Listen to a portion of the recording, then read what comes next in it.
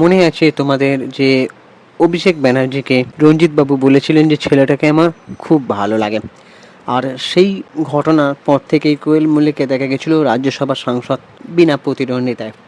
তো তারপরে কোয়েল মল্লিক মাত্র 2.5 মাসের সাংসদ জীবনে ইতি টেনেছেন, এবং আমরা কদিন আগে দেখতে পেয়েছিলাম যে উনি আমেরিকায় সময় কাটাচ্ছেন। তাহলে দেশ সেবাটা তাহলে কিভাবে করছেন, এটা মানুষের মনে প্রশ্ন। এবং দেশ সেবা কি একে বলে? তো এই নিয়ে তিনি বারবার বিতর্কের মুখে পড়ছেন। তবে কোয়েল মল্লিকের রাজ্যসভায় ওই যে সাংসদ হওয়ার আগে পর্যন্ত যে ভালোবাসাটা ছিল সেটা তিনি খুইয়েছেন, সেটা সবাই বুঝতে পারছে। তবে তিনি ইস্তফা দিয়েছিলেন, খাতায় কলমে সেভাবে ইস্তফা দেননি। তবে তোমাদের এই যে 14ই জানুয়ারি সন্ধে হঠাৎ করে রঞ্জিত মল্লিক বাবুর বাড়িতে আসা অভিষেক বাবু, এবং তারপরেই এই যে মানে আমরা এখন যে একটা ঘটনা দেখতে পাচ্ছি যে উনি ভূপেন্দ্র যাদবের সঙ্গে দেখা করেছেন, বিজেপি নেতা। তো তারপর থেকে অনেক জলঘোলা হচ্ছে ব্যাপারটা, যে আবার কি তাহলে বিজেপিতে যোগ দিচ্ছেন। তো এই নিয়ে মানে কোয়েল মল্লিকের ভক্তদের তো বারবার নিরাশ হতে হচ্ছে। তো তবে জানা গেছে যে এটা হচ্ছে এটা সৌজন্যতামূলকই ছিল ব্যাপারটা। তবে এখন তোমাদের মনে প্রশ্ন জাগতে পারে যে 2.5 মাসে সাংসদ জীবন তো সেভাবে অতিবাহিত করেনি, মানে উনি তো সেভাবে কাজও করেননি, দলও হেরে গেছে। তাহলে কি উনি সুযোগ সুবিধা পাবেন? তো অনেকে বলছে নাকি তিনি সুযোগ সুবিধা পাবেন না, কারণ তিনি সেভাবে কোনো মানে মেয়াদ কমপ্লিট করেননি। তো এই হচ্ছে ব্যাপার। এবারে যারা 5 বছরের একটা সাংসদ জীবন পার করেন তাদের একটা ভালো টাকা আজীবন পেনশন পাওয়া যায় বলে শোনা যায়, মানে যেটা আমি মেবি ভুলও হতে পারি, তার জন্য ক্ষমা পাতে।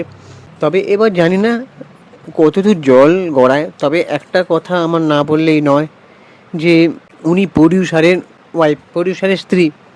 তো তার হয়তো সেভাবে কোনো চিন্তা নেই যে কীভাবে সিনেমা ইন্ডাস্ট্রিটাকে উন্নতি করা যায়। তবে আর যে নতুন নায়ক নায়িকারা যারা মানে স্বপ্ন দেখছে, নতুন নায়ক নায়িকারা বলছে, মানে যারা স্টুডেন্ট হিসাবে মানে অ্যাক্টিং শিখে সিনেমা ইন্ডাস্ট্রিতে চান্স পাবে, বা কেউ টেকনিক্যালি পড়াশোনা করছে, কেউ ওই জগৎ নিয়ে, বা একটা সিনেমা ইন্ডাস্ট্রিতে অনেক রকম কাজ থাকে।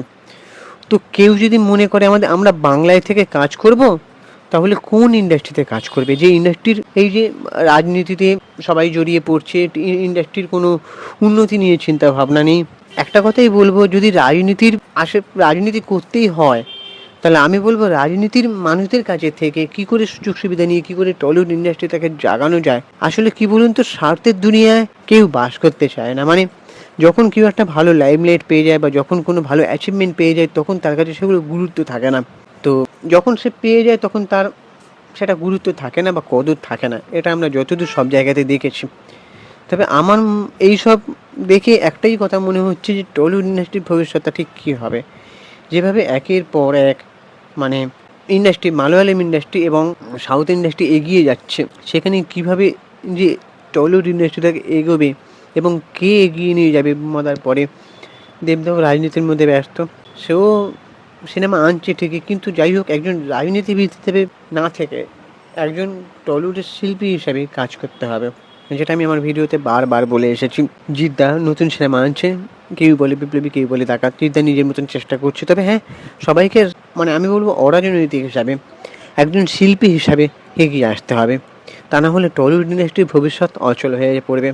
এই যে সবাই আজকে সেলিব্রিটিরা, আগে কেমন ছিল, সেলিব্রিটির অভিনয়ের লাইমলাইট আলাদা, তাদের পলিটিক্সের ওদের জগৎটা আলাদা, কিন্তু এখানে কোনটা রাজনীতি কোনটা টলিউড ইন্ডাস্ট্রি বোঝা বড় দায় হয়ে পড়ছে।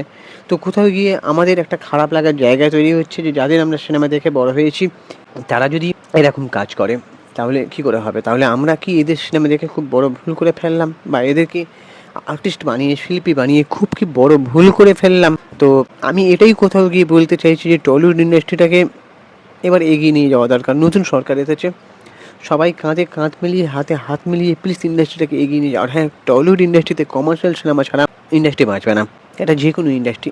আজকে সাউথ ইন্ডাস্ট্রি করে কত সিনেমা বেরোচ্ছে, সোশ্যাল মিডিয়ায় তাদের সিনেমার ক্লিপিং দেখছি, তাদের সিনেমার প্রতি নতুন করে আগ্রহ জাগছে যে না এই সিনেমাটা ইউটিউবে অ্যাভেলেবেল আছে কিনা দেখি, বা হিন্দি ডাব করা কোনো ভার্সান আছে কি দেখি, বা ওটিটিতে দেখা যায় কিনা। কিন্তু বাংলা সিনেমার প্রতি আস্থা মানুষ হারাচ্ছে আস্তে আস্তে। ওই কটা ফ্যামিলি ড্রামা, কটা আর্ট ফিল্ম, কটা প্যান প্যানের সিনেমা মাল্টিপ্লেক্সে চলছে, তাও সেভাবে ওটিটি রিলিজ নেই। বড় বড় সিনেমা সেভাবে ওটিটি রিলিজ নেই। তো বাংলা সিনেমা বাজার তো একটা সময় ভালো ছিল, যেখানে সত্যজিৎ রায় অস্কার এনে দিয়েছিলেন, যেখানে বোম্মাদা, তাপস পাল, চিরঞ্জিত চক্রবর্তী এদের সিনেমা চলতো এত ভালো। তখন তো এত রাজনৈতিক ব্যাপারটা ছিল না। তো আমি যাই বলছি, এইসব করে কোনো লাভ হবে না।